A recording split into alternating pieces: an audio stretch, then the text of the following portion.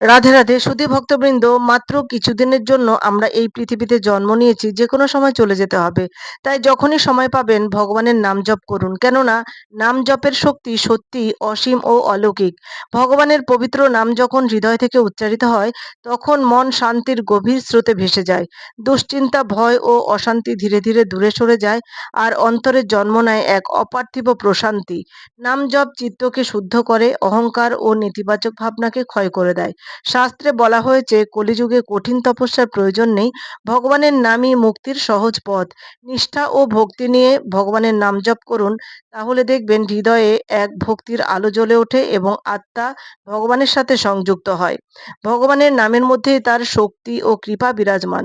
ভগবানের নাম জপ করতে হবে বিশ্বাস ও প্রেম দিয়ে, তার কারণ ভগবানের নাম জপ করলে জীবনে শান্তি আসে, সত্যিকারের এক দিব্য আনন্দের অনুভূতি হয়, সর্ব মোহ মায়া পাপ তাপ থেকে মুক্ত হয়ে ঈশ্বরের ধামে পৌঁছানো যায়।